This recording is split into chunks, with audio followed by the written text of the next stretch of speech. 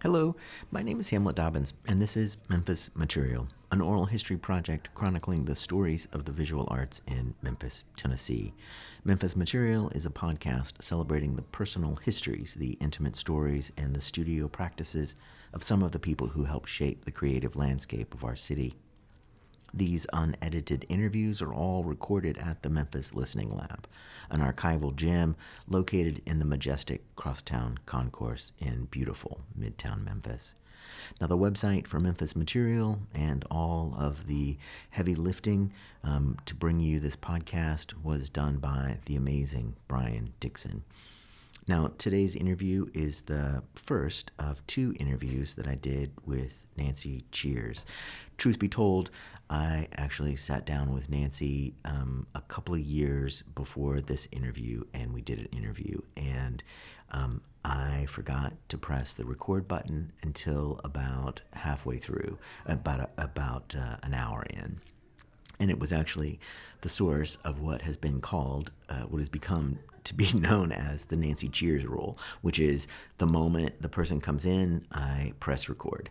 And so the first interview was really great. And the second part of the first interview was for sure tainted by the cold, tingly feeling that I had after we recognized that I had not pressed record. And so I'm not sure if I feel like it is an honest recording or one that is not tainted by that stupidity and boneheadedness. And so I'll let that rest in the archive. But today's interview was recorded on June 17th, 2025.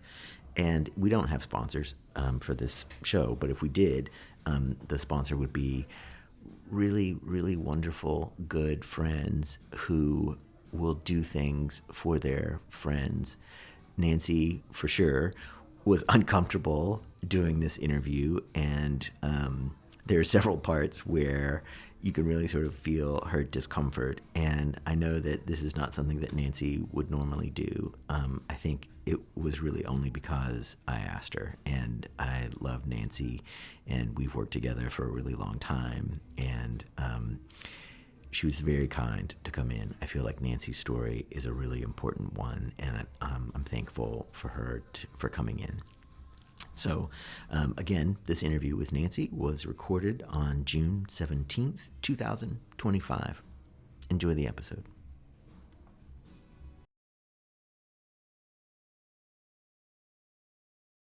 All right, that sounds good. Well, Yeah, I pressed the button. I'm making sure. We go. It's the Nancy Cheairs rule. Nancy, thank you for coming and doing this again. I know that was that was like I still remember that like Oh no, like that hot like feeling of just like I did not push the button, but I pressed the button. I referred to it, like I said, as the Nancy Cheairs rule. Okay. All right, Nancy, will you talk to me a little bit about your earliest memory of art? Oh, my earliest memory of art, of course, is with a box of Crayola crayons and paper at home, drawing. If we didn't have any paper, I would draw on paper plates. The white paper plates. I was always drawing. And I always wanted that great big box of 100. Got that for Christmas. I need that, Mom, And Now, you were saying you were drawing. What kind of things were you drawing? Do you remember? I was drawing more just color and abstraction and, doing the line around and then coloring it in with different things. And sometimes the paper plates would have like the starburst pattern. So I would make different colors and then different colors, kind of like a mandala sort of thing. And I'm sure I drew stick figures and daisies and all the things, but I do remember doing abstraction. That's so interesting. I mean, mostly because, not necessarily just the abstraction part, but also the part where you're responding to the shape of the plate. It's The like shape of the the plate somehow allowed it to just be that shape, and you didn't feel the need to like put some things in there. No. That's really interesting. Now, what about in your house? Like, talk to me a little bit about growing up. Where were you? I was in Memphis. Okay. We lived in the village off of Poplar on Woodmere Lane. Little house. We had a den in the back. My father was a rider, horses.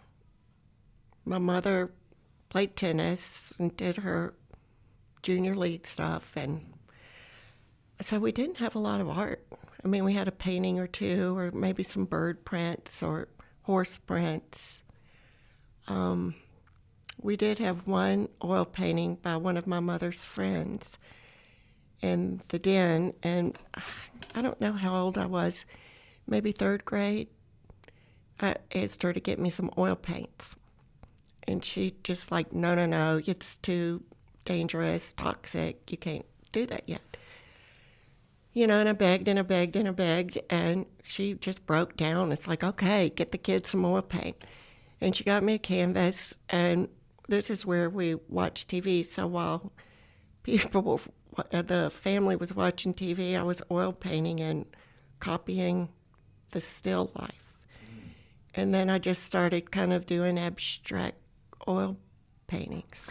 And so yeah, I don't know. So your folks caved in and got you these oil paints. Yeah, shut her up. Now, had you Shut the kid up. You don't get her the oil paints. Now, did you have friends that were working with oil paints? Like, how did you even know about this aside from that oil painting that was there of the horse that your mom's friend did? I think I just was curious about the medium.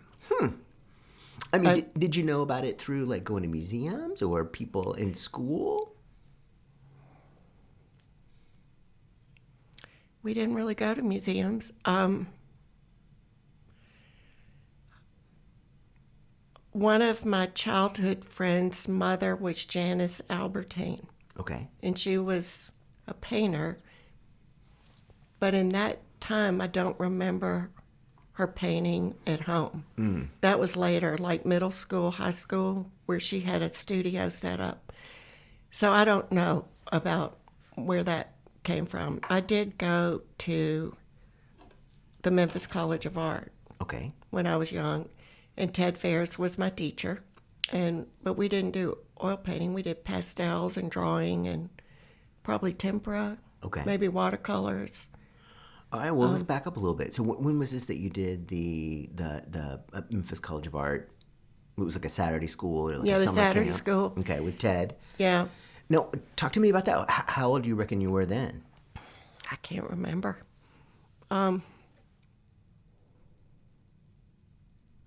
Fourth grade.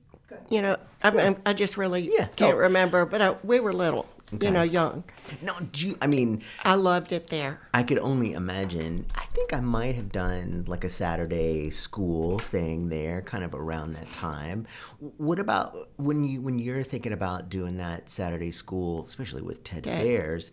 What were some things that you remember about that? Oh, I remember walking up the big steps. I remember going into the classroom, the smell of the solvent and, just that studio smell. And we sat on the horses. We sat at drafting tables. He set up these fantastic still lifes. We worked from models. We worked from our imagination. And he treated us like serious students. It wasn't like it wasn't a baby class, even though we were very young. And I do remember we were working with pastel on black paper, and I drew a fish in the middle with all these kind of plant things. And he kind of, why'd you do that? And it was like, it scared me, like I had done something wrong. It's like, I don't know, I didn't mean to do anything. And he goes, do you know about Paul Klee? And I said, no, who's Paul Klee? I mean, it was almost like a Paul Klee kind of a drawing. And I go home, I said, Mom, we got to get a book on Paul Klee. And so, she went and got me a book on Paul Klee. And so they were very supportive in what I wanted to do. Yeah, big time. Now, I don't think I ever met Ted Cheairs. I mean, I think I only know him through his paintings and through Lydia. Talk to me about Ted, because I never met him. As a teacher and a child, he was very energetic. He was very,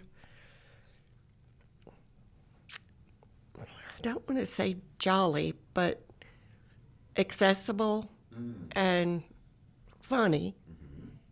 And there was something where you just kind of wanted to get in there and work, and he could explain it, just like we were talking the big shape first and then go in with the details. So I think, all of that really taught me how to look and see and draw. Instead of, because when you get middle school, you kind of get down in that little line and the detail. So he was like that, and just very encouraging and accessible, Now, you were saying that he mentioned Paul Klee. Were there some other, I can only imagine saying you need to look at Paul Klee to a fourth grader. And so were there other things that he was showing you, like in books or like in a slideshow No. or in posters or anything? No. Okay. So it was mainly the physicality, the drawing. Now, would he draw? He might do a little demonstration, Okay. Like when, say, we had a figure drawing, don't start with the eyeball. He would do something like that, the gesture. We did gesture drawings, and, we did like real drawing classes. Yeah.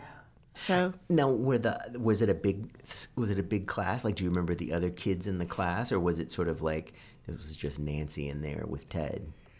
well, there were other kids. I don't remember the interaction, and I know I went with a couple of friends, so we sat together, and yeah, it was good. I mean, I went back I went back as much as I could, but he was the memorable teacher, Now, he told you to go and get you a book on Paul Klee, or you told Mom that you needed a book on Paul Klee. Yeah. And then, as you were talking about that, I was like, what did the fourth grade Nancy recognize or see in those Paul Klee paintings? Do you remember getting that book and what that experience was like? It was kind of explosion, just explosive with the imagination and the possibilities and the upside down birds,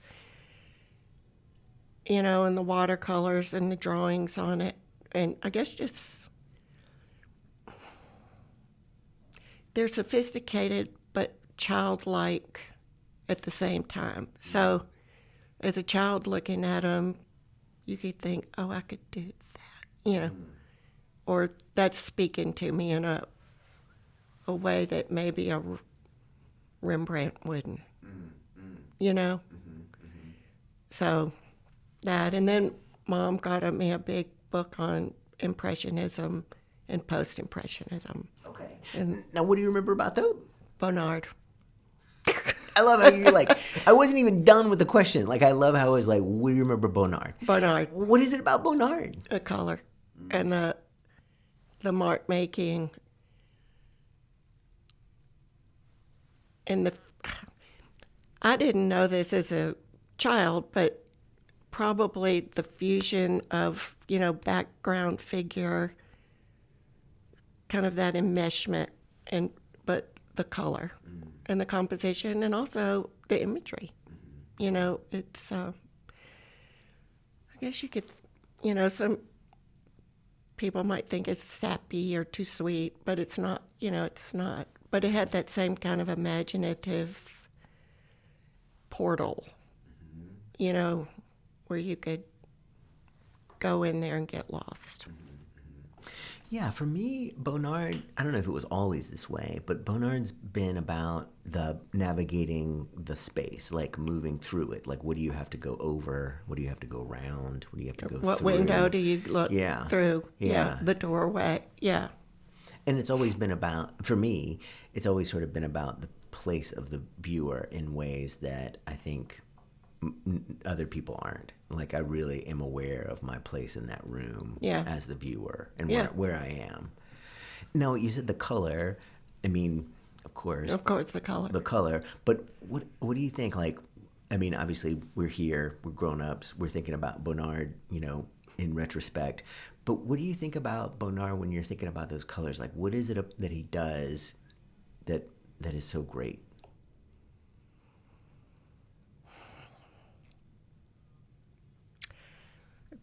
Don't you think it's that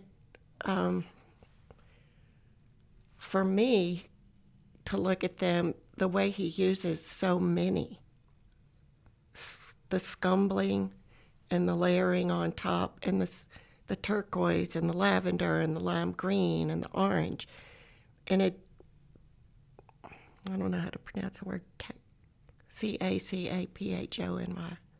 Oh, cacophony. Cacophony. It's not cacophonous. It's it works, but it could just be like, oh, it's too many color. You're making me nervous. But so I think it's that layering and the enmeshment and. Yeah, yeah, and the physicality of the paint. I mean, I've always really loved. I mean, there are times when he's very, very dry. I think on purpose, in terms of the materiality. But then there are these little passages where it gets real juicy, and he really sort of savors the physicality of the paint. Yeah, I feel like Bonnard is one of those people that I did not come around to until I was much older. But you were in Team Bonnard when you were little. Little. That's interesting. Yeah, I wasn't. I don't know if I was ready. I don't think I was ready for Bonnard until I was much older. Well, that's what I had.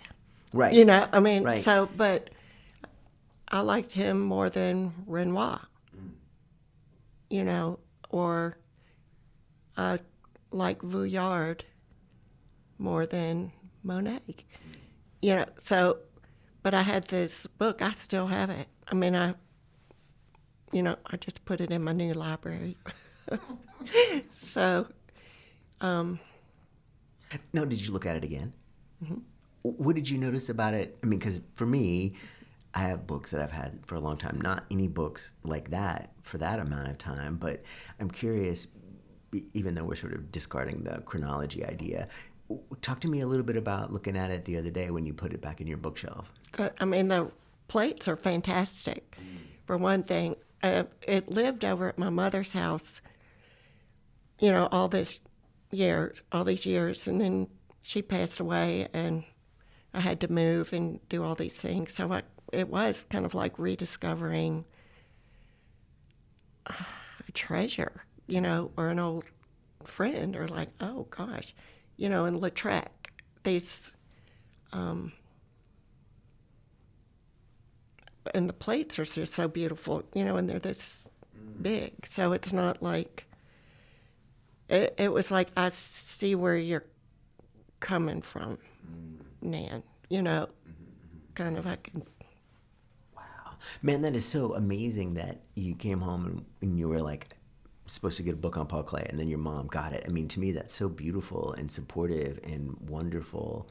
I mean, not just because I love books so much, but I just love that kind of enthusiasm or that kind of support. Now, I can't remember, do you have siblings? I have two brothers. Okay. Older, younger? One was older, one is younger. Okay. They both passed away. Okay. So, but no art. Okay. So you were but you were the middle kid, the only girl. Mm-hmm. And you were saying that your dad was a writer, Rider. Yeah. And was that like his jobby job? Was being a professional writer? No, he just loved horses. Okay. And grew up around horses. He played polo. He did the fox hunts. He was one of the men that started the Germantown Horse Show. So, I mean, that's how much he loved the horses. And I rode horses, and he and I rode a lot. And he could draw a horse, but he couldn't draw anything else. But he could draw the most beautiful horses. And I would sit next to him as a girl, and watch him draw, and then I would try to draw, and my horses were so awkward, and the legs are all wonky, and the nose is too big, and he knew it so well, knew that animal. So was a little bit of art, Yeah, you know. Now, what was it that brought him to horses? How did he find himself in that world? That's a long, complicated story, but in a nutshell, he grew up in Germantown. I don't know that I need to go. His father's mother died in childbirth. My great-grandfather, my great-grandfather's father died when he was 3. My great-grandfather went to live with Bill Taylor, who has Wildwood Farms out in Germantown, where they grew up. And it was a horse farm. And so Dad just grew up. So we're not relatives, but we are. They didn't never fully adopt him, my grandfather. But we all grew up together and kind of call each other cousins. And it was just a horse. That's what they did. And I mean, for me, thinking about your dad drawing the horses and how it's a thing that he really knew, had he had any art training at all? I doubt it. But I don't think he was interested. Okay. I just think he could do it, And then you guys would do that together. And then you said your mom was a junior leaguer. And so I kind of know what the junior league is. It's sort of like a philanthropic organization. How did that, what does that look like on a day-to-day in terms of hanging out with your mom? Because your mom was the one that went and got the Paul Klee book. She got the Paul Klee cup. And how did that look we didn't hang out very much because she was always doing her duties. And so I guess being left alone in the summer, a kid could get bored. So you get your paint out, you get your colors, you get in trouble.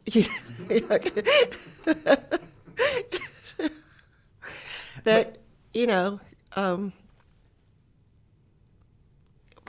they were always supportive. Like I wanted to play the piano. They got me a piano. They got me the lessons. They never complained when I'm banging on it in the night, never shut me up. And so, So just to sort of back up and think about the house again. So you're there in the house, there's some prints, some things like that are sort of like horse-like. And then you said that your mom had a friend who was also a painter. Was she around at all, or was she more of like sort of a peripheral figure?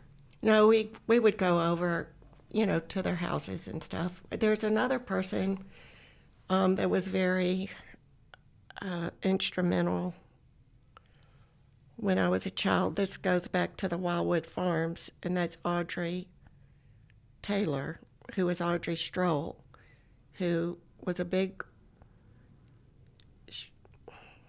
she's older than me. I think she's in her 80s now, and I played and kind of babysat her children. She lived on the farm. And she would always give me like a weaving set or a pottery thing. She was instrumental in going to the art college. She wrote books. She went to Africa and wrote books about it. She was in theater at the University of Memphis with a big production of Hair, and that was all like, nudity, oh gosh, we're gonna go to hell. So she had a big art collection. This is when I was a little older, old enough to babysit, But she was very, very instrumental, and like, wow, look at all this material, look at all this possibility. And then she was off doing it. I don't think she ever really painted, but she collected. Mary Sims, she and Mary Sims were really tight, and she had Roy DeForest and Robert Arneson and a lot of the Chicago images. She was kind of real friends with Phyllis Kind. So that was a little bit later, but as just a child going to the art college, I already had that, this is something I want to do. Right. Yeah, this is something I love to do. Yeah, I mean, one of the things I'm struck by is how so many of the people that I've talked to for this project haven't really had a model, or they haven't seen someone else do this, like they have a kind of like peripheral connection to it. But it sounds like this woman was really in it. It sounds like there was just like a ton of engagement and a ton of investment in terms of thinking about art. Do you remember seeing some of the things that were there at the house? Like, you were talking about all those artists. Were there any that you were particularly drawn to? I mean, I could only imagine being a youngster going into this really sophisticated collection. But this is older, like teenager kind of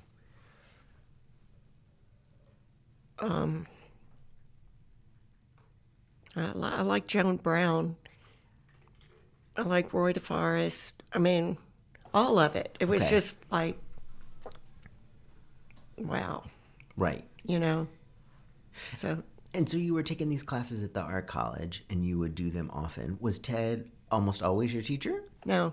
Were there others? Yeah, I can't remember. I mean, I just don't remember who they were, and maybe they were students, or I just remember, excuse me, Ted Fairs. Okay.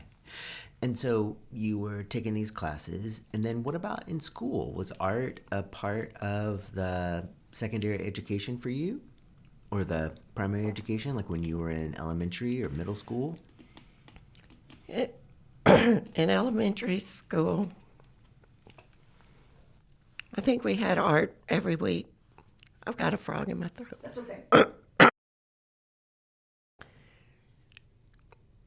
We had one good art teacher in the 4th grade, and I remember her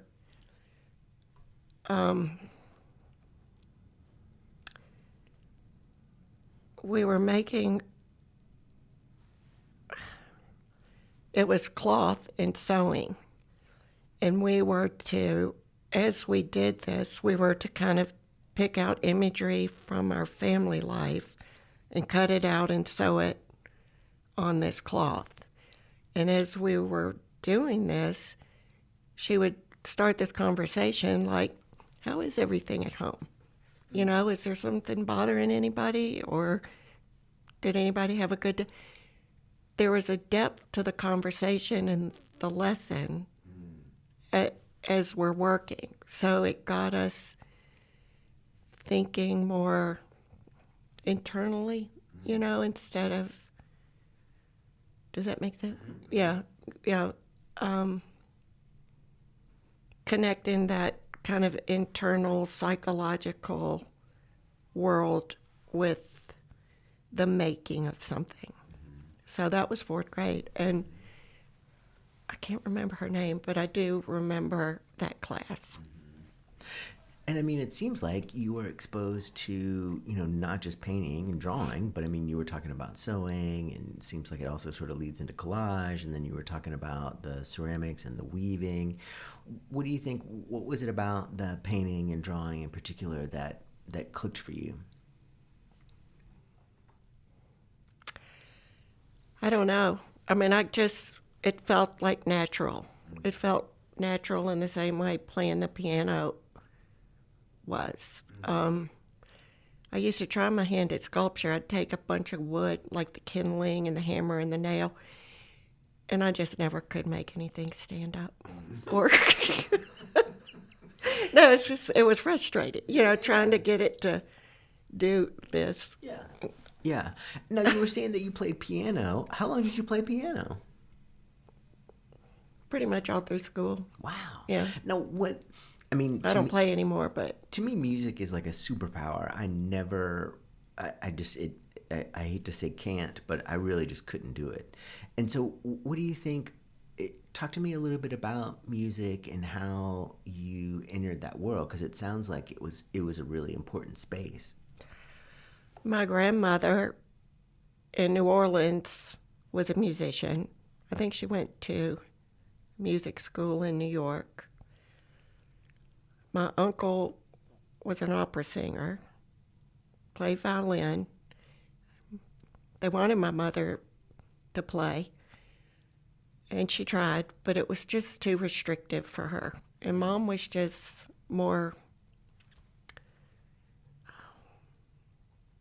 extroverted, wanted to be out with her friends.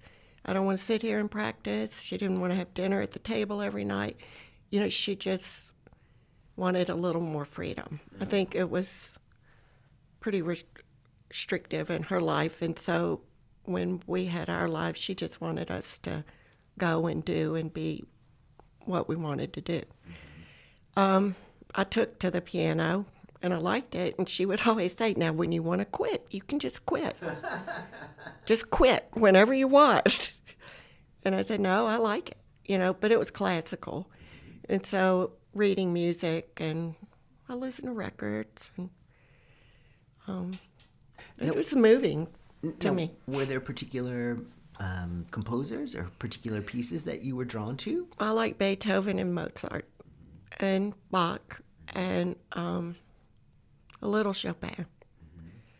But then I think I just, in high school, toward 16, 17, I just wanted to be with my friends. Mm-hmm. Just didn't want to do it anymore. Mm-hmm. All right, now, what do you think? Because, part of what I'm thinking about is how different kinds of expression have a role in our creative diet, for like a lack of a better analogy. And so like thinking about how music will scratch an itch, or being creative in that way will scratch an itch that is different than the stuff that we do, in the studio. Is that how you think about it, or am I just sort of like looking at it from an outsider's point of view? No, I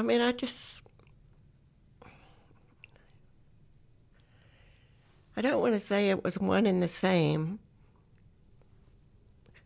It came from the same hunger for expression. Or, because you know how music hits you in places where, the hair will stand up on your arms, and it's a visceral kind of thing. And sometimes looking at a painting, it'll just like, and that'll hit you in places where there aren't words. It's I don't know if it's the whole thing. I don't even know what the name of that is. I don't know that anybody does. So it was all hitting that same place of self-expression. So I don't really separate them. And I don't separate reading a beautiful poem from me painting a picture. Because it activates that visual imagination and then brings up emotion. I guess it's just that creative experience, Yeah. And then for the listener, you were sort of motioning towards your sternum, towards your spine, towards your heart. What's that called? The vagus nerve? Yeah. Or your heart or your soul? Or... Yeah.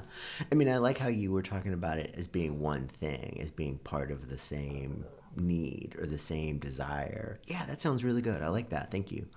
Okay, so you were in school. You had this great fourth grade teacher, or at least this fourth grade teacher that had this really great example. Now, where were you going to school?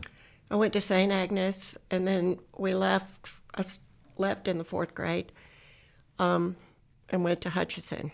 We all left because No offense, I know the nuns are nice now, but they weren't very nice when we were young.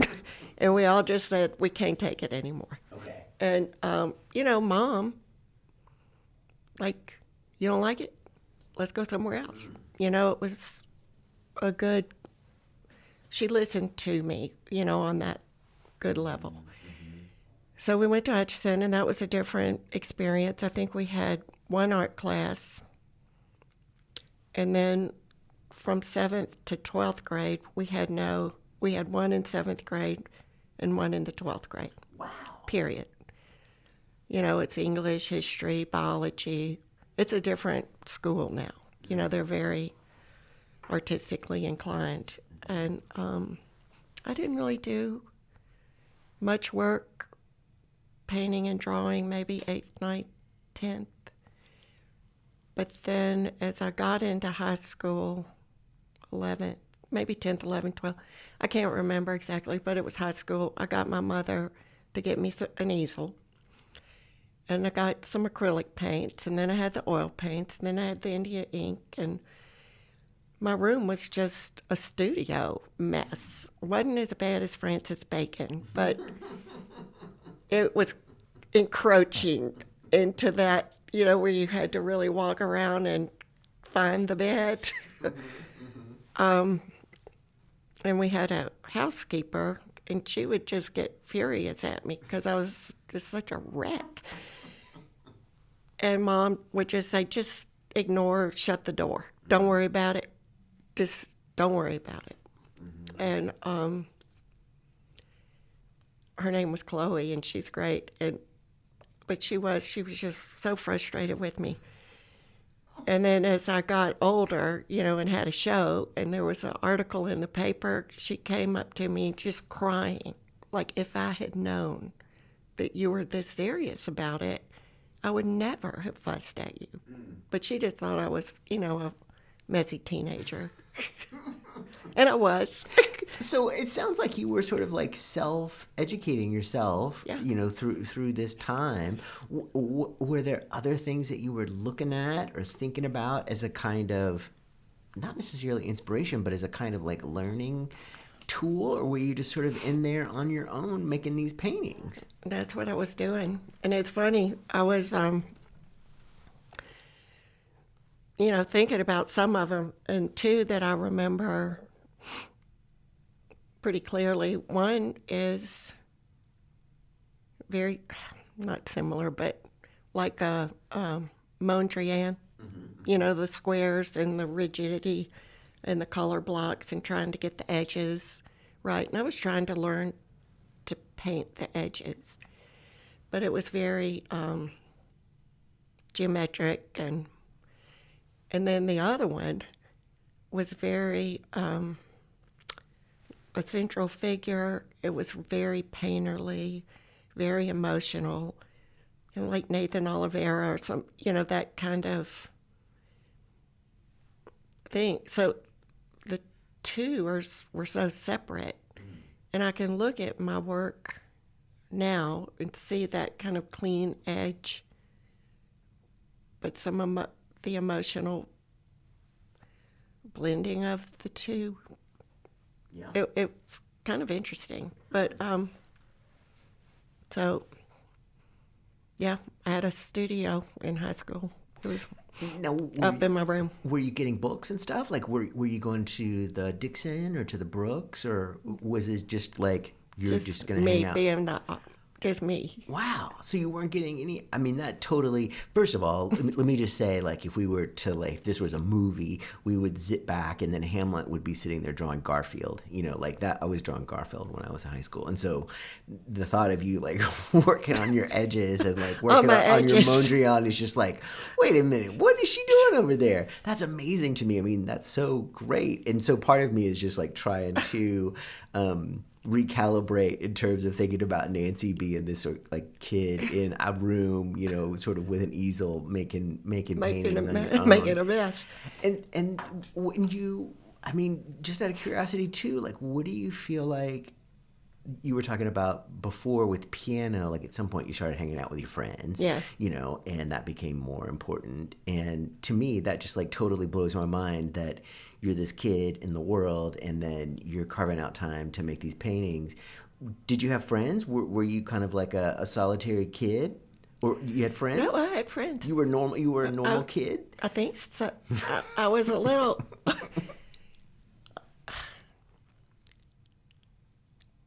I was adventurous, Okay. and some of my friends from high school have said that I was different and more independent, and like I didn't care about being in a sorority or any of the clubs, and I like rock music and I like to go to concerts, and yeah, I had a lot of friends. Okay. Yeah. Okay.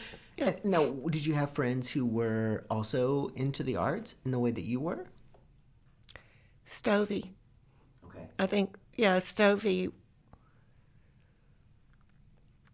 Her mother, I met Stovey, and then Lisa too. She painted, but Stovey's mom was a sculptor, and she had her kind of studio out on the sun porch, and she would do busts, but you could see her hands and the thumbs in the clay.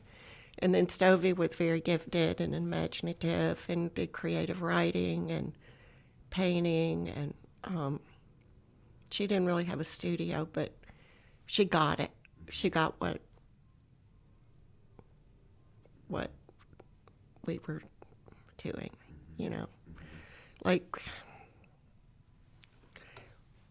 I'm just going to tell you a little story that it's not really creative, but it was that independence. We were at home one weekend and we were bored. We were 16. And we got in her mother's Cadillac and drove to Florida. What? It's just like, let's get out of here.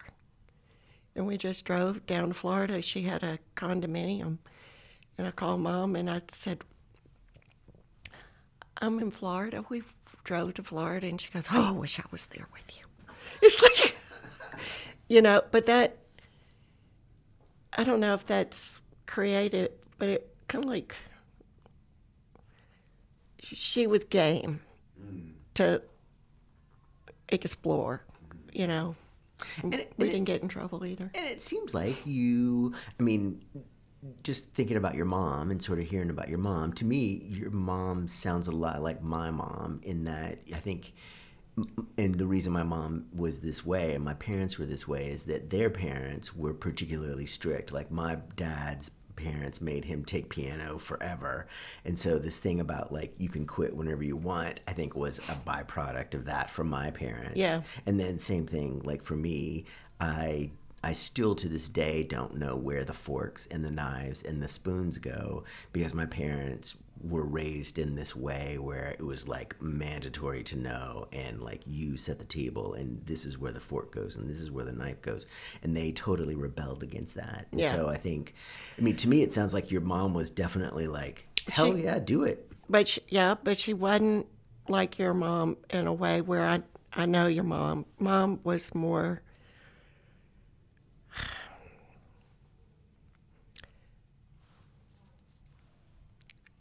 she was a more socially,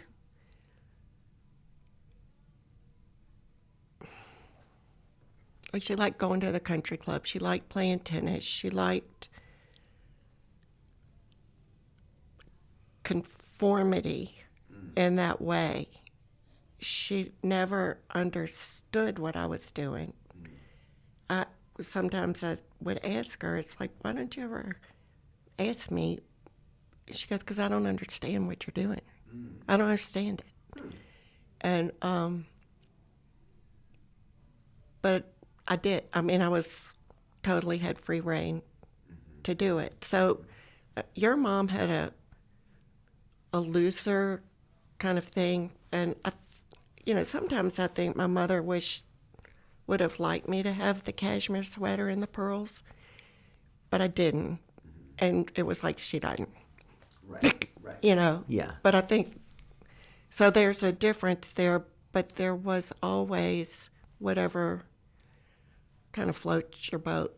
You, that's what you're going to do. Now, there's a part of me that wants to know about this Florida trip, but Oh. but We just smoked a lot of cigarettes and drank root beer and went and got in the ocean and were so happy and turned around and came home. That's what we did. Had the windows open. I love you know, that. blowing in, listening to the rock music. Now, speaking of listening to rock music, when you were painting, what, I mean, part of me remembers from our last conversation that you had a particularly rich inner life as a child where you spent a lot of time sort of on your own, totally happy inside this world where you were making things and you were sort of doing things, and in the way that we as visual people sort of think about things kinesthetically, and we move things around, and it's that kind of thing.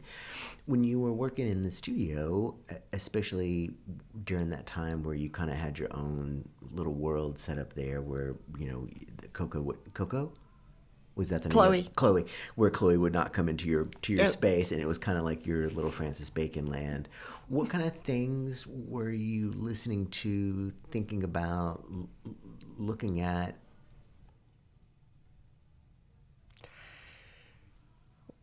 Of course, David Bowie, the Beatles, the Doors, the Rolling Stones, Exile on Main Street, the Velvet Underground. Who else? Fleetwood Mac, more so when they were just beginning. And some with Stevie Nicks, and I like Stevie Nicks. But that first set was really good. Gosh, T-Rex. Who else? Beach Boy? Not really. I mean, I got into Pet Sounds later as an adult. Yeah, doing that and reading. John Steinbeck and Jack Kerouac and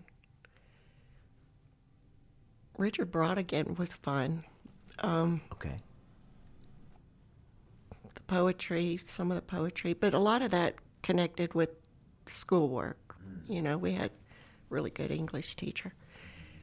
Now, were you still listening to, thinking about some of the classical composers that you had been interested in when you were playing the piano? Yeah, sometimes, but it was more getting into some of the rock music.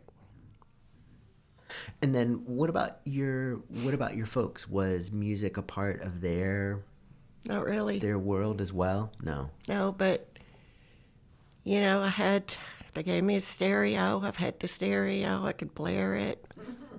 Nobody said, be quiet. You know, I think they did give me some headphones at one point, but never really said anything except for once I was listening to Hair, and there's a song that's very sexual. I didn't really know what it meant, you know, what some of those words were.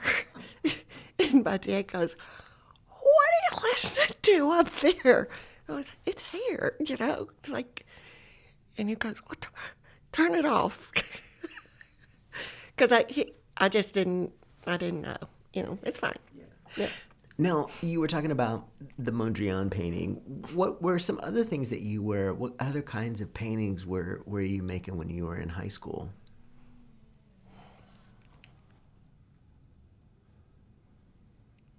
I did some, like, it's more imaginative work. It always seemed a little figurative. You know, the Mondrian was kind of an anomaly with the pure abstraction. So I usually had some figurative in it, but it would maybe be a head way down at the bottom of a canvas with what this head was thinking about, you know, or, you know, just trying to learn how to use the paint. which takes a long time. Or it did for me, you know.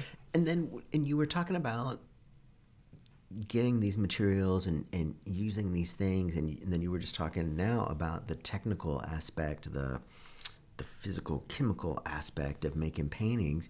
How did you know anything about that? Did you have books or No, it was stab in the dark. Okay. And I don't know that I really learned. I mean, it just kind of stab in the dark.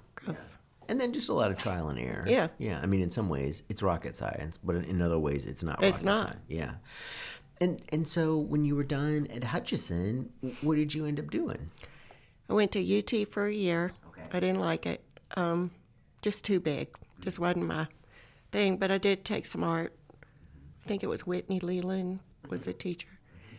Like you can find. Now, was college a natural, logical thing for you to do? Had your folks gone to college? Yeah. Okay. And so going to college, it was kind of like, well, yeah, when you finish high school, you're going to go to to college. college. Yeah. Okay. Yeah. And so had they gone, what was the connection with the University of Tennessee aside from it being the big school? It was just a lot of my friends went there. I think that I didn't really think too much about where to go to college. You know, I was just we just go to college, and but I didn't like it. And I can't remember if I came home on the second. No, I think my mom made me stay for the year, just because she didn't want me to give up or something. And so that summer, after the freshman year, I went up to visit my boyfriend who had moved to New York. And that's the first time I'd ever been to New York. And so it was very exciting, you know, and it was like, oh my God, you know, look at the people, look at the energy, look at these museums, look at just, it was so different from Memphis and Knoxville. Because we didn't travel much as a family, or, you know, we went to Florida some, but not much. And so I called home and I said, Mom, if I can find a job, can I stay? And I guess I'm 17 or 18. And she goes, well, if you can find a job, okay. And so I had gone to one of the museums. My boyfriend had gone.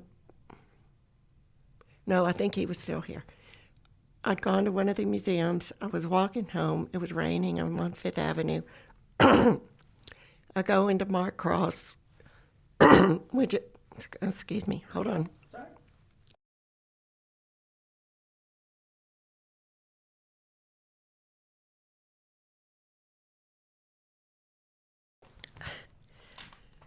So Mark Cross is a leather goods store, Okay. similar to Gucci or that kind of a luggage, bags. Yeah.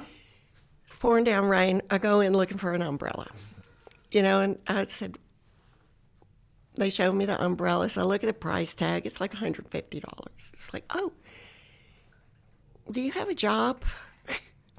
You know, it's like, I can't do this umbrella, but do you have a job? And I was talking to the manager, and he goes, can you type? And I said, oh, yes. No, I can't. And he said, can you start like next week? And I said, oh, yes. And so I started this job, and they put me in charge of the business office downstairs. And I didn't know what I was doing, but I was able to do I had a nice person kind of showing me what to do. And I got it, and I was able to do it. But I was also in charge of the complaint department, so it was really terrible because people would go to Europe and they'd have this $1,000 worth of luggage, and the zipper would break, and they'd come in irate, and you know, and I go, well, ma'am, let me, and I was always scolded by the manager for being too Southern. slow, and not on the ball. But I had that job for a little bit until he called me a dumb hillbilly, and I quit. I said, good, I quit. Good luck. Now, you were saying that you had gotten to New York and your boyfriend was there, and then you were going and just sort of seeing stuff and doing things, and you mentioned the museums. Well, what did you see? What stands out in terms of like your memory of that time? Well, Matisse, how big they were. Just, you've got to remember that I was looking at books. And so even in the Impressionists, the plates were big. They were not Jackson Pollock big. And they were not where you could walk into, the imagery. And just going to the Met, the African, the medieval, just the enormity and intensity and the history of art and artists was mind-boggling to me. I don't really know that I went to a lot of galleries because I didn't know about them. I just didn't really know about them. So I ended up Museum of Modern Art, the Frick, the Met, the Guggenheim. So and Mark Cross was right, like at 55th and 5th, which is, I could slip over there on the weekends. And Now, you mentioned Matisse. What was it about Matisse that jumped into your brain? Well, the one I'm thinking about, I think, is the dancers with the circle, the orange and the blue, and probably the simplicity of the shapes, the impact of the color. I didn't really know about complementary colors, but it was the way they were vibrating on each other. And then Jackson Pollock, just sitting there looking at it. And some Cy Twombly, the marks, and like Cy Twombly, it's like he was making his own language, and just the thought, I don't know, it's one of those visceral things that I've always had a hard time putting the words to. What is it doing to you? Because when you were in Knoxville, you said you had taken some art classes. When you went to Knoxville, were you thinking that you were going to be an art major, or were you thinking about something else? Oh no, I was always going to be an art. Okay. From age 3. Okay. I mean, I remember telling my grandmother. Okay. I was going to be an artist. Right. And so you were there, just to back up just a little tiny bit, so you were there in Knoxville and you took some art classes, and you said you remember taking a class from Whitney Leland. What do you remember about that? I remember that we had to get one big, I don't know if it was canvas or it could have been canvas, it could have been plywood, it could have been masonite, but it had to be really big, like 5 feet, 6 feet tall, 4 feet, this kind of bigness. I don't know that he cared what the surface was.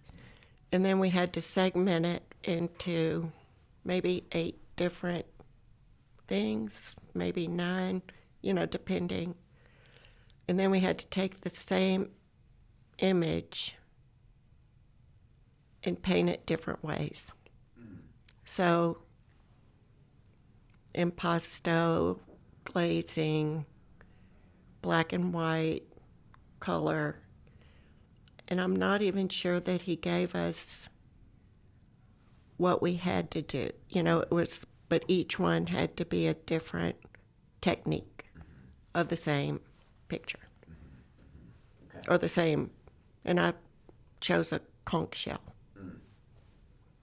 And then, do you remember any of the other classes that you were taking there?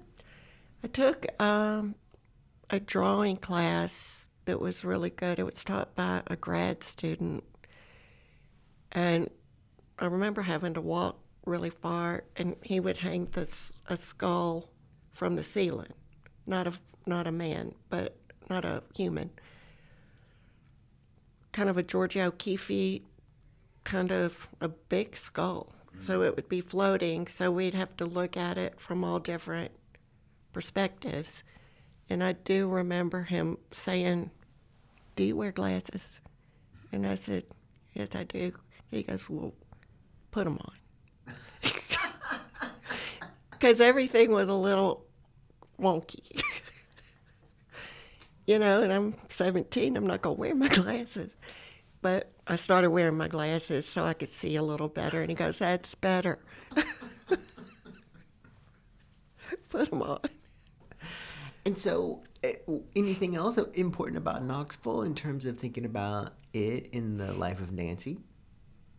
Just that I couldn't wait to get away. Okay. And get out of there. Okay. And, now, was it that, because you said you went to New York, and then school didn't necessarily factor into being there in New York. No, I stayed there maybe 6 or 8 months. Okay. And I was coming home from work. I was staying in kind of a apartment. I'd saved up some money, so I had the money, and then I was making a little money, not very much. And I was coming home from work one day, walking home, and there was a fella selling paintings on the side of the road. I started talking to him, and they were pretty good, and we ended up just kind of chatting, and he went to Cooper Union. And then we got to be friends, and he was going home and let me stay in his apartment. And so I had a place to stay, and it was, at that time, it was dicey. East 6th Street between Avenue A and Avenue B. And so it was a rough and tumble neighborhood. And he just kind of introduced me to the neighbors, and he said, like, when you come home from work, sit on the stoop, don't just be friendly.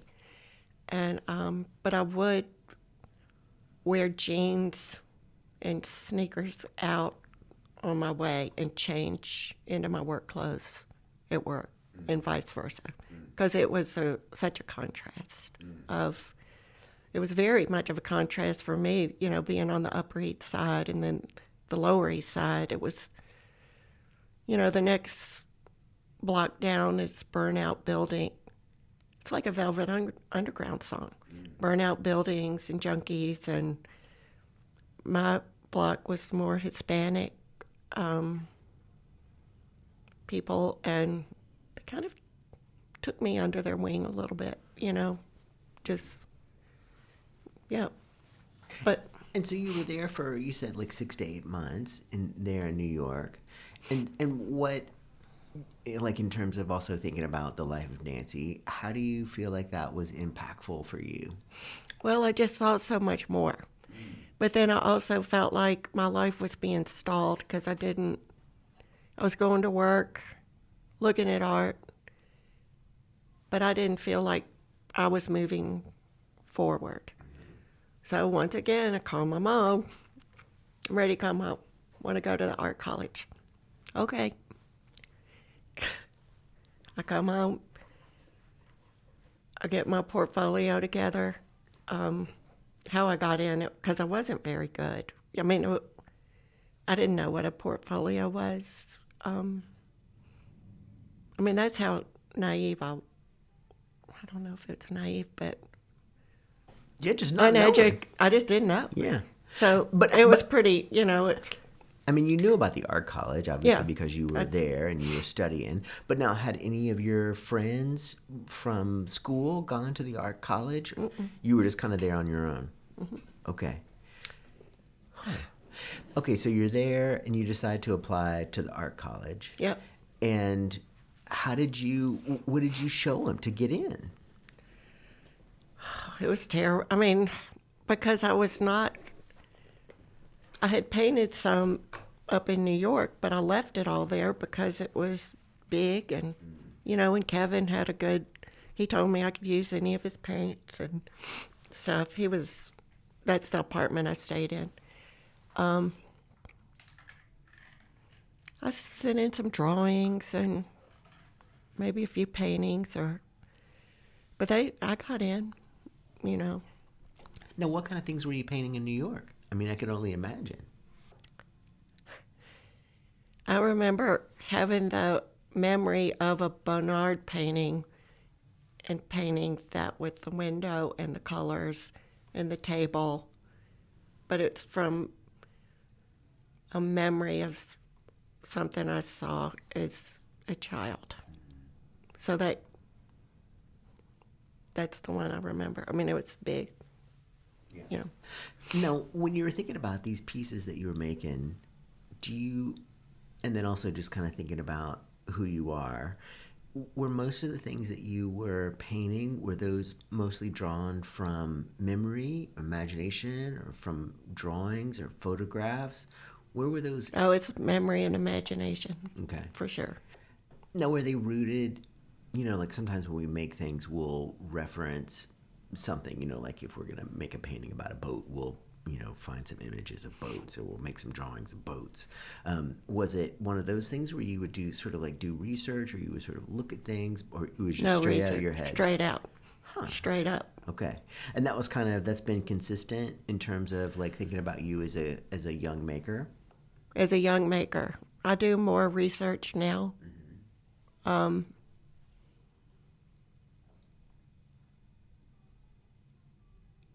But as a young maker, that was it. And maybe some memories of things that I saw in terms of art, trying to work it out on my own canvases, like the Bonnard or some flat color of the Matisse, just learning from looking instead of, but I never had reference material in front of me. Okay.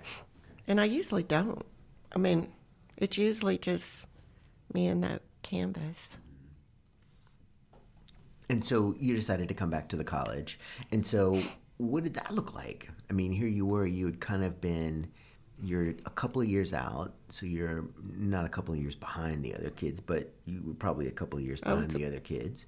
And so what was that like going into that environment? Talk to me about what MCA, or I guess was it the Art Academy then? Mm-hmm. What was the Art Academy like? It was great. I mean... Of course, Hamlet. Duh. It was great. Awesome. Yeah. Now, what made it great? I mean, earlier you talked about, walking up the steps and the smell. That was evocative. Mm-hmm. But I really think what made it so great was Jameson Jones, who was the head of the college. Okay. And there was just something very intellectual, encouraging about him. I had Vita, J.D. Kelly, Bob Reisling, Richard Perlman, Dolph Smith, Bogdan Schweider. He failed me. And I just, because we couldn't miss more than 3 classes. Mm-hmm. And I missed 3. Okay. I missed 4. And so I got F. And I said, but look at my portfolio. I've done all this work. It's like, well, F. You missed 4 classes. Now, tell me about we ended up being kind of friends. Who was the director? Jameson Jones. I think I've done, I don't know how many of these interviews, and I think this is the first time I've heard his name. Talk to me about Jameson Jones. And then also... thinking about like my time at the U of M or any other place, like I don't know if I ever as a student interacted with or had any kind of connection to the director of the institution. And well, maybe that's what made him different. Okay. He knew our names. Okay. He was genuinely curious about what we're thinking. He's, if we had a student show, he would come up and look at it and give you like consideration or no critique, not like a teacher critique, but he just had this sensitivity coupled with this intellectual and this manner of genuine care and curiosity. There was no braggadocio, no I'm the boss, no, I don't know. He was just wonderful. And do you know Sally Hines? That's her dad. Ah, okay. Huh. Tiny little Memphis Yeah. Venn diagram overlaps. Yeah. Okay, so he was there, and then you just sort of like quickly listed all of the amazing people in the history of MCA. And so Henry Easterwood. I'm curious, when you come into MCA, who are the first people that you're dealing with? I would imagine it would be like, the 2D design and the drawing, those people. What was that first year/semester like? Well, the 2D design was really hard for me because it was Bogdan, and he was very strict, and we were using gouache, and I didn't know how to use the gouache, and he wanted everything very flat and very Joseph Alberts, and we were doing the color aid paper, and we had to, do the colors side by side to make them look transparent. It was the Joseph Alberts thing. And it was just difficult for me. Kind of learning that new material, and I'd never had any color classes. I didn't know how to mix color. I didn't know what a warm and cool color was. I knew a blue and a red. I knew an orange red and blue red. I knew those, but I didn't know the vocabulary. So getting kind of knowing what I knew intuitively, but not understanding what the teacher was saying was difficult. And I kind of brought that up to somebody, I don't know who it was, but they said, you're supposed to already know that before you get in. You're in college. This is art school. You're supposed to know that. And I said, but I don't. So, back to the drawing board, trial and error and doing. And then one time I just brought in a thing with the gouache, but I'd used stippling. And Bogdan said, now you got it. And I said, but this is completely against the assignment. He goes, I don't care, you did something. So I didn't know quite how to process that, but it kind of encouraged me to follow my own intuition about making the stuff instead of being very rigid. We had really good drawing classes, Dolph Smith, JD, figure drawing. There was a Patrick who taught us how to measure, which I found very good. It was something I do intuitively now, like this and that and that. But that was a real learning experience. No, you were saying you had Dolph.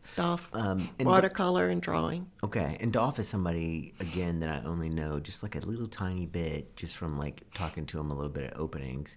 What was Dolph like as a teacher? He was very good. He was,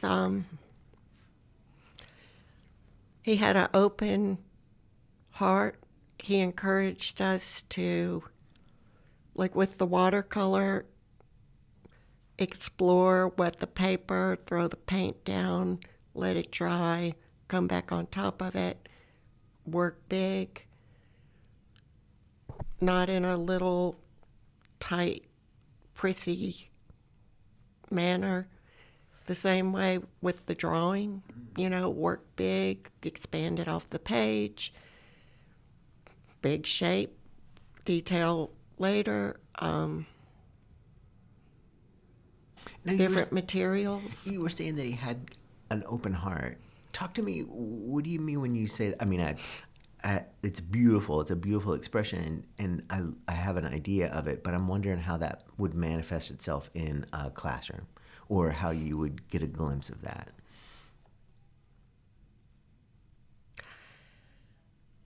From my experience, I don't think he had any real preconceived notion or idea of what your work was supposed to look like.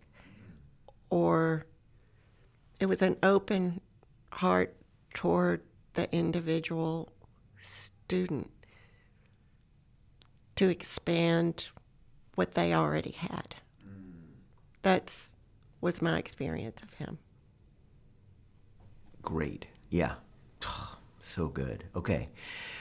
Now, thinking about that classroom, watercolor drawing, and how that worked, I'm curious too about your cohort, because like so much of it is like, of course, there's Dolph, he's there, he's doing it, he's given all the stuff, but also know how important your classmates are and how important that dynamic in the classroom is. Can you talk a little bit about that classroom dynamic and maybe how it felt a little bit different than things that you had experienced in the past, or was it different? Well, it was. I'd never experienced really harsh critique or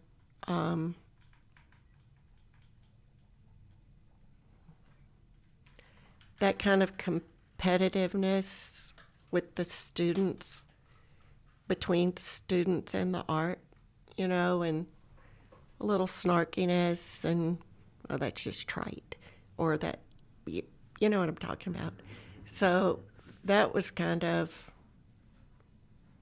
I didn't like it, I didn't get the productivity of that. It felt too high school, snarky clicks kind of. I did have a small group of people that I got to know, but I think I was kind of a loner, or just. But I liked people, and Anita, and then there was Eve, and then there's Bill Nelson and Chuck, and we all kind of hung out a little bit, but we all were kind of just concentrating on the work. But when it came to critiques, that dynamic was a little harsh and competitive. And some of the teachers were like that too. Well, I mean, part of what I'm thinking about is like, what's that expression? If you want to learn, surround yourself by people who are smarter than you, or something like that. And there's something about like sometimes when you go into a space and there are so many different kids doing so many different things at different levels and excelling in some areas, not necessarily excelling in others. And so, like, to me, that's another place where I notice that when we have students who really push themselves, who really are going all out, then that classroom dynamic is totally different than, say, like a class where people are not particularly engaged or particularly connected. Did you feel like that kind of energy level was powerful there at MCA? I think it depended on the teacher in the class and how the teacher conducted their class and how engaged they were with what everybody was doing. And that had a lot, to do with it, because they could shut some stuff down, So, but I learned a lot there. I did. I did have some very harsh critiques, like one, how you do it at the semester and you bring in all your work, and I won't name names, but one fella said, you don't have any talent. You're wasting our time and yours. Why don't you leave? So I just thought, well, you know what? You're really stupid. I mean, I could have heard it. I mean, that's hurtful. It could be soul crushing. Yeah. And I had another one, like, what is this? It's like, well, obviously you can't see you don't know what you're looking. I mean, I, I'm not that egocentric, but that you do have to have toughen up a little bit. And so, and as you go and mature and keep doing a career or just keep on making your stuff, you have to listen to the good stuff and don't listen to the good stuff. Don't listen to the bad stuff, but you kind of do. And it's like if you keep hearing the same thing of the negative thing, give it a little consideration, But if, oh, you're so talented. Oh, these are so great. Oh, it was like, I don't really listen to that either. I mean, it's you've got to kind of stay in the middle of what are my intentions, what am I trying to do, and if I don't do it, I feel like I'll wither, So that was an education from the art college because some of the critiques could be very soul crushing. And some of them, like JD, now you're getting somewhere. Now you're getting somewhere. And, even JD said, you can't really paint worth a shit, but you got something to say. And so many of these kids here, they know how to draw, but they don't have anything to say. And what you have is the most important. You can always learn how to paint. So that's encouraging, Now, on a deeper level. Now, what do you think you had to say? I mean, I know like 18-year-old Hamlet didn't have anything to say, but like what did 18, 19-year-old Nancy, like when you hear JD say that, like what pops into your head?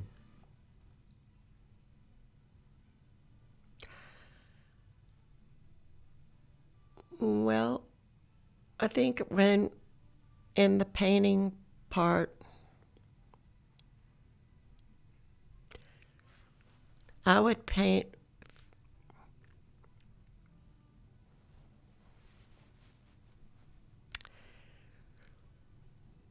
I didn't understand Carl Jung at the time, but there were parts of what I was trying to paint were the inner struggle between the different aspects of my personality, like the spiritual part and the part that wants to fit in and do, and the parts that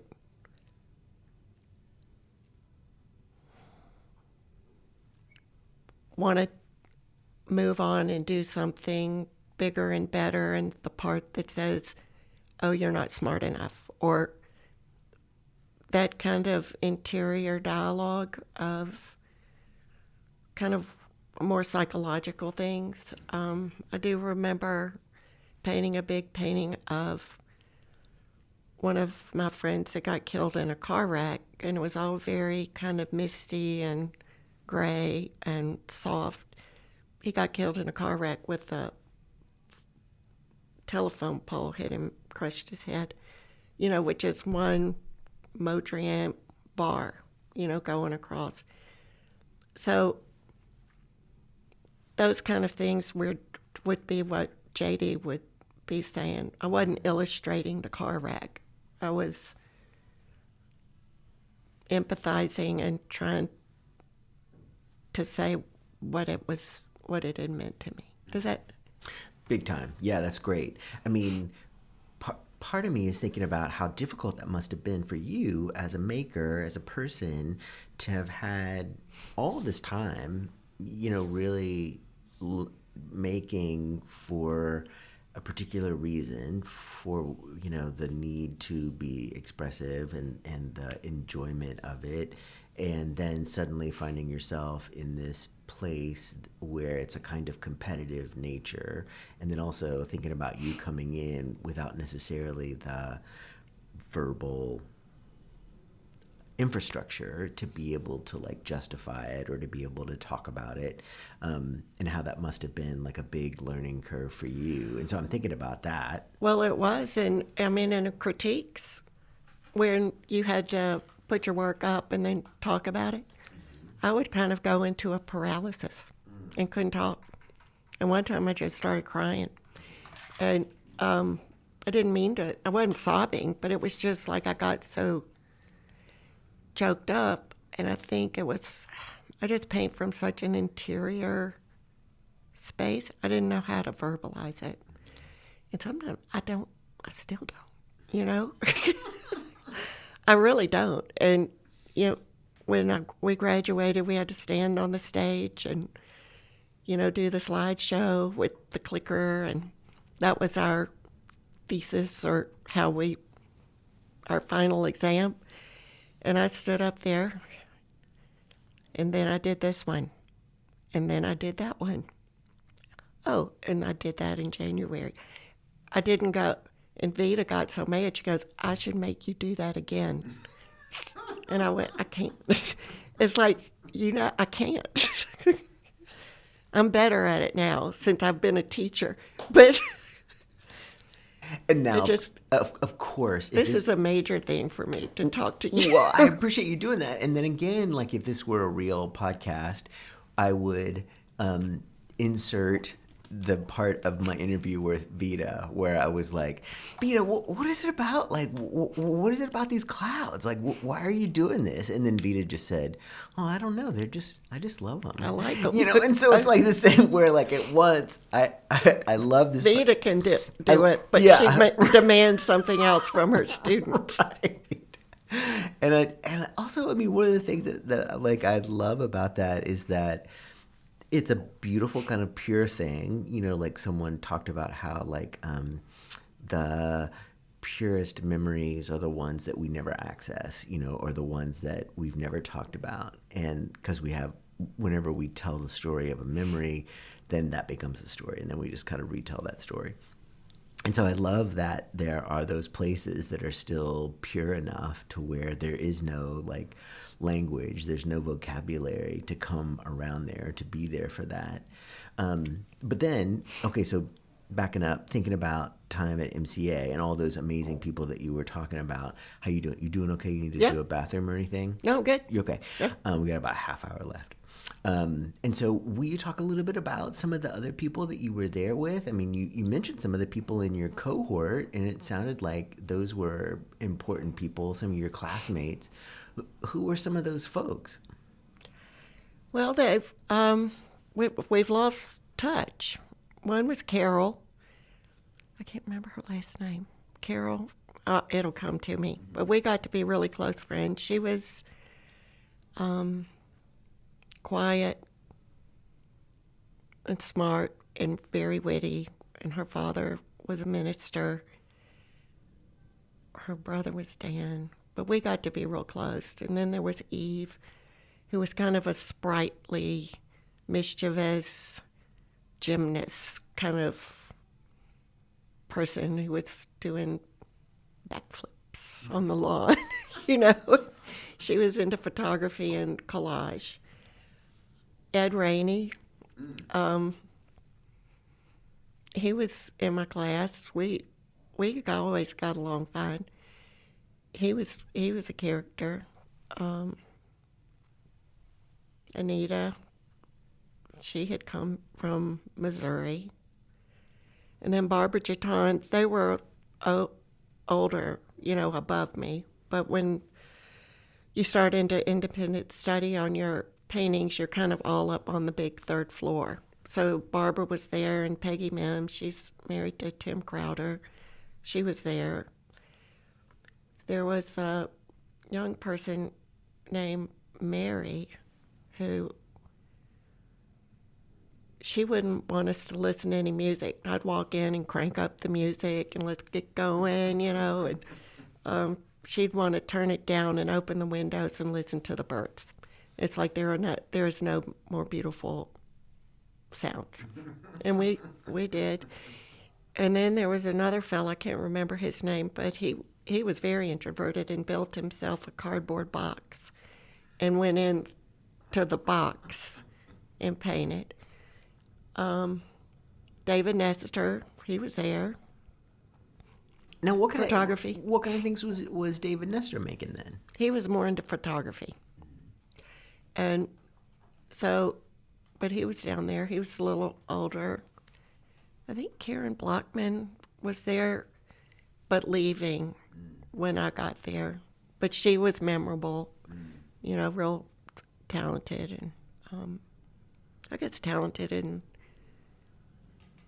is that a word? I mean, I guess it's a word, but I know it's a word. But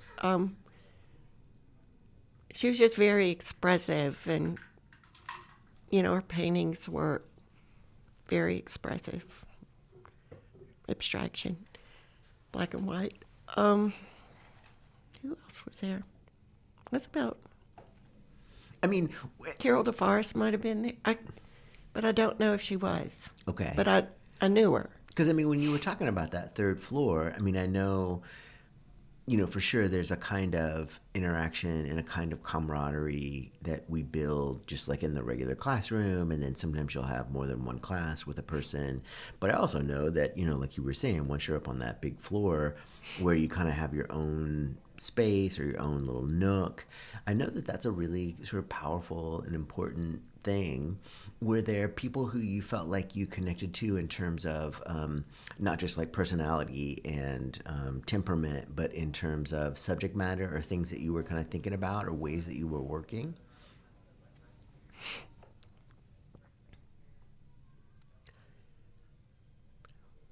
I think we all learned from each other. I think I was curious about their work.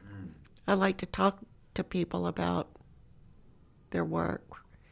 Barbara, she was very painterly, kind of like Peter Bowman. We didn't have Peter Bowman, but that kind of painterly and very expressive. And then Peggy Mims, she would paint with ice.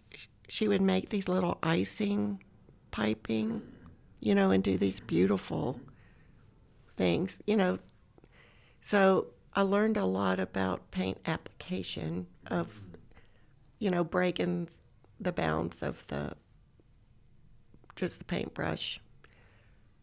Who else was up there? We all got along up there pretty much, except for the fellow in the box. I mean, and we didn't There's not always get. one. Yeah, we did not get along, but he didn't want to have anything to do with us. Now you were saying that you had Vita as a teacher. Mm-hmm. What was Vita like as a teacher? I only know her as Vita.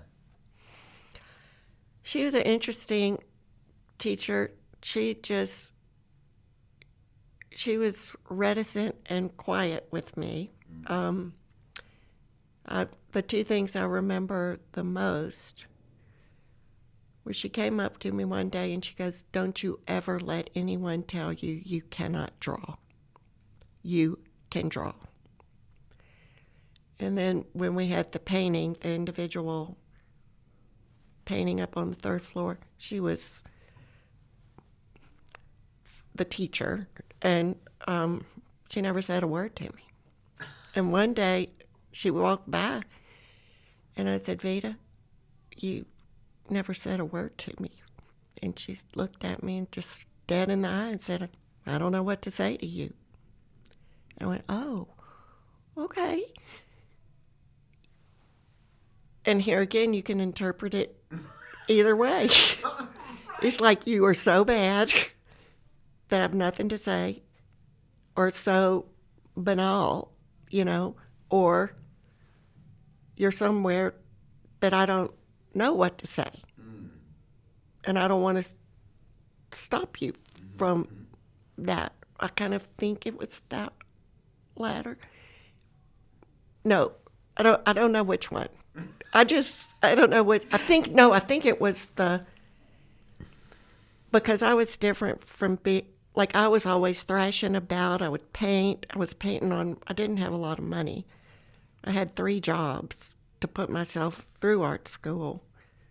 My dad had lost his money when we were college age, and so we were kind of scrambling around. So I painted on brown paper, and I was kind of thrashing about and trying to learn more expressive, loose. And then when I would just tear it down and throw it on the ground. Tear them down, throw it on the ground. So I didn't tack it up on the wall. So she may have thought that I didn't have respect for my work, or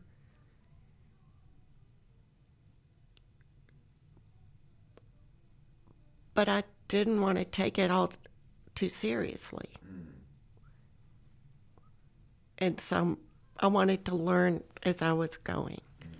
And I didn't want it to have like a precious, I created something precious. I wanted the sense of discovery and going. So, I mean, I think my method at that time was so different from hers. Now, was that a new thing? Was that approach, was that sort of born of college, or was that something that you had even when you had your Francis Bacon studio there at home? Well, that's what I was saying. I had the Modrian thing and then this real expressive situation going.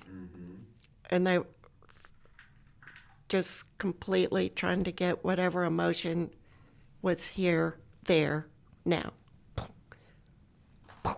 You know, so I think I was more in that mode. Okay. Now, thinking about that too, college can be such a huge pivotal time in terms of being exposed to things. I'm curious, what kinds of things were you looking at, thinking about in terms of other artists when you were in school?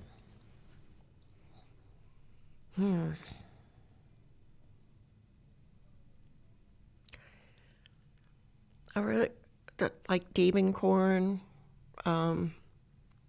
Jim Dine.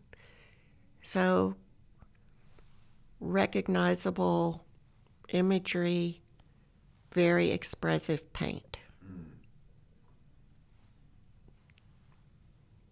Now, I mean, Diebenkorn is, for me, speaking of books, that's probably one of my oldest books, that Diebenkorn book. What was it about Diebenkorn that drew you to him, or what was it that about his practice that clicked for you? I think it was the expressive nature of the figurative painter, the figuration, because I was always I still am figurative, you know. Some of them don't have figures, but I think it was just that expressive mark making, the figure. Again, you know, you've got the place. I'm thinking of the figurative things. Also like Larry Rivers, you know, some of his abstracting the figure, Archel Gorky. There's a lot of abstraction, but the one I'm thinking about is the mother and the son. The one with his mother. I don't know if I knew Alice Neal, but if I did, she would have been in there with me, you know. Now, what is it about Alice's work that clicks for you? The honesty and the color and the fearlessness of her portrayal of the human condition, the human body. I like David Hockney as well. His early work. So, but Alice Neal, you know, like that self-portrait she did of herself sitting on the bed and all the people in her apartments. And I mean, now that I'm thinking the green, and there goes back to Matisse with the green nose, the freedom of the use of color that's not flesh tones or strict portraitures. I guess it's that expressive freedom, you know, that lavender and the lime green face, you know.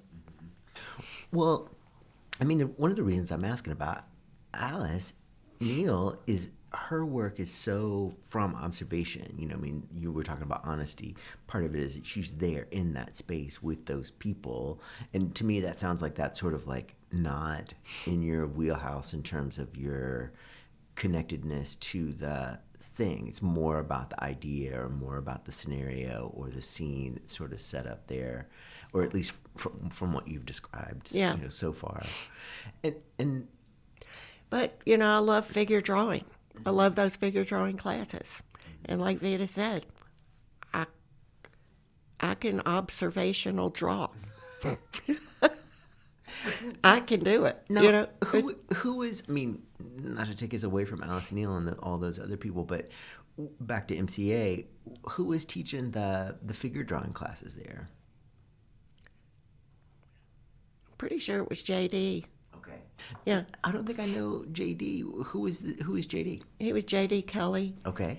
And he died in his 40s. Okay. So he died kind of not too long after I had graduated. Just had a heart attack. Now tell me about his classes.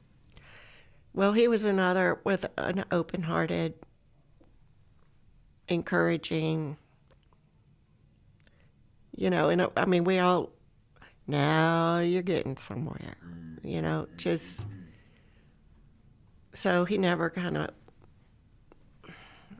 pulled down the hammer on us. He was, I mean, we'd have to work hard, but we wanted to, and I don't know. He did a lot of, it's funny, he did a series of horses and some abstraction, but he had a very delicate, sensitive line in drawing. I mean, you can just ask anybody that went there at that time, mention his name, and they'll go, "Oh God, he was fabulous," And then, but also he was a good drawer. And how was it that you were seeing his drawings? Were they there at the school, or was he making the drawings as a kind of like demo in the class? He would do a little demo, and I don't know if he had us over to his house, maybe his studio, kind of as a. Well, we saw some at his house, and then there would be faculty shows. He'd be in that. Now, what do you remember about the faculty shows? Not much. I mean, because sometimes they can be like that's what he's talking about, or it can also sometimes be like, well, why is this person stressing so and so because they don't do that or whatever? I mean, it can be revelatory in a lot of different ways. I don't think I had any aha moments at the faculty shows. But it did give you an insight into the teacher, But I guess I did never connect what he's trying to get across in the classroom as to what they're doing. I'm good, Now, were there other teachers who were there at MCA who were important for you?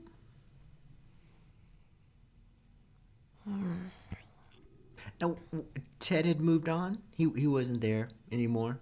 No. Okay. And I never had Burton, and I didn't have Dorothy Sturm. But when I graduated and was working on my own and trying to figure out glazing, I did call Burton, and he was so kind, and I would go over to his studio.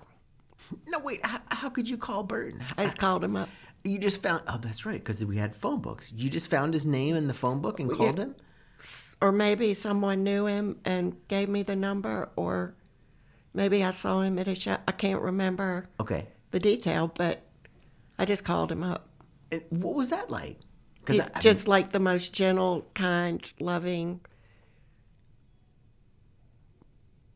generous person. And showed me the mediums, told me how to do it, showed me his studio. He'd glazed, but in between glazing, he hung his things upside down, the paintings, so they wouldn't get dust. Oh. dust in them. And So when you say upside down, you mean with the surface facing the ground? surface facing the ground. Wow.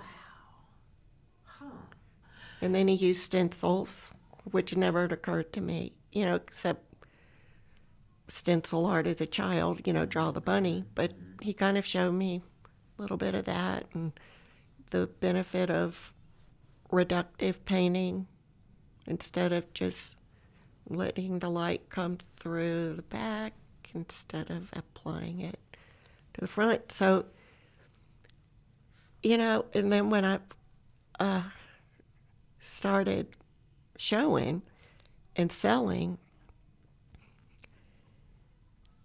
when I saw him at a show, or maybe it was my show, I said, Burton, this just doesn't feel right to be selling these paintings, because they're so intimate and private, and even showing them, but selling them just doesn't feel right to me. And he goes, oh, don't let it get you down. I'm happy when I sell a painting. I can give my son a deposit on his house. Don't let that get you down. Now, what was... It just didn't feel, as a young Yeah. artist, it just felt wrong. Right. And I've compartmentalized that part. It's like, well, we got to get groceries. Right. We got to buy the paint. Right. It's better than I'm sitting under the bed. Right. I've just had to rationalize it. And then... Now, what was his studio like? It was a garage. I was thinking Burton Calicut, we're going to walk into like a New York loft apartment. But it was a very modest garage. Maybe one car garage. And, just full of canvases and neat and orderly. I don't know if he worked on more than one at a time, but he just was so generous, in terms of helping me with technique and kind of talking me down off the ledge and things like that. It sounds like you went more than once. Oh, yeah. Wow. And I think he came over to my house. Okay. Like, would you come over and look at my work? And it also sounds like, in some ways you kind of had that experience that I know a lot of people of your generation did, which is like you got done with school and then you had to learn some of the essential elements of the technicalities of painting. I wonder, why do you think that was? Like, if we could go back in time, like, do you think, is that like another example of like the way that I was talking about my mom and silverware? Like, do you think those teachers were being like my mom and silverware, in terms of like technique? Like, why is it that those teachers weren't teaching you guys like how to glaze or how like to mix paint? Well,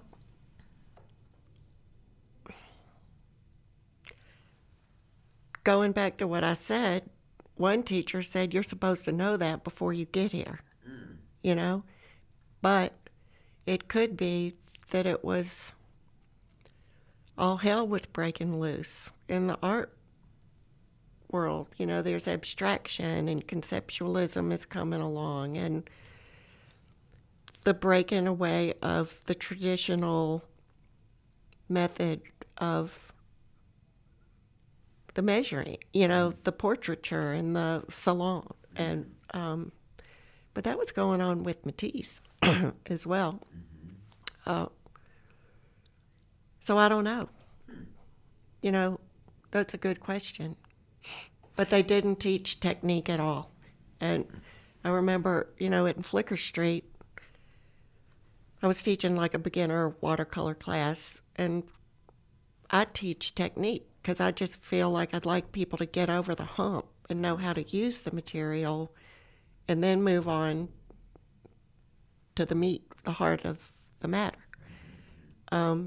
And one person that had just graduated said, I've learned more here in this class than I did at the whole. Just about how to use the paint. So, I don't know. Yeah, that's interesting. Yeah. And I don't know if there's a right or wrong way to approach it. And then just like in the 5 minutes that we've got left, so when you were talking about you did your thesis presentation, where you were like, I did this one and then I did this one, just to back up a little bit, like what can you talk to me a little bit about what those paintings look like, or what kinds of things you were thinking about? Well, they were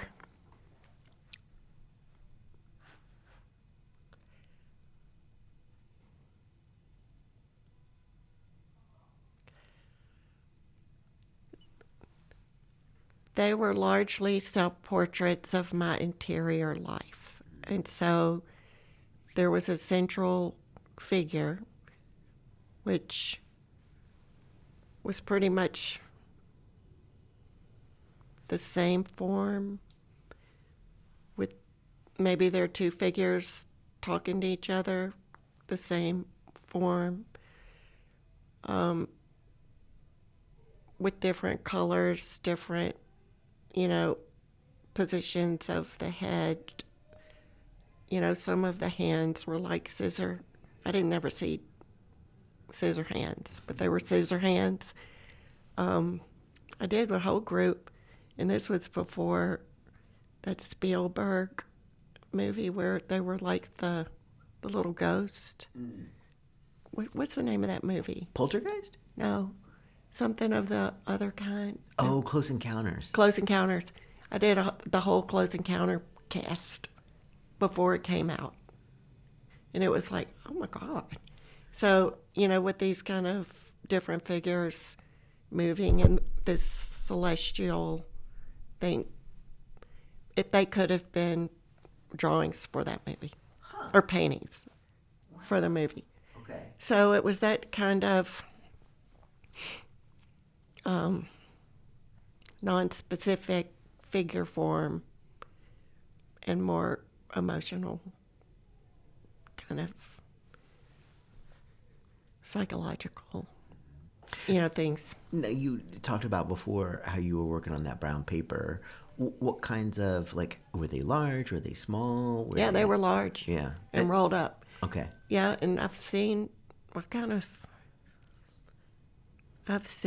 some out in the world. I had left some I lived in a back house in Midtown, and I left some in the garage. And then the people that bought the house found them and framed them. And then I walked into Ronnie Grisani's one day, and there was one. It's like, oh God. I went to a party, and someone had gotten some. I don't know maybe I sold them for $50 or something, And two of them were hanging on either side of their dining room. It's like, oh gosh, I wish you would take that down. But they were large, like 6 feet. You just pull it off. So pull it off the roll, throw it on the floor. Great. That's a great place to pause. Okay. Does that sound okay? Yeah. Okay, great. Are we done? And that was the first of 2 interviews that I did with Nancy Cheairs. That was recorded on June 17th, 2025. Please join us next week when we have the second of 2 interviews that I did with Nancy. Until then, thank you for listening.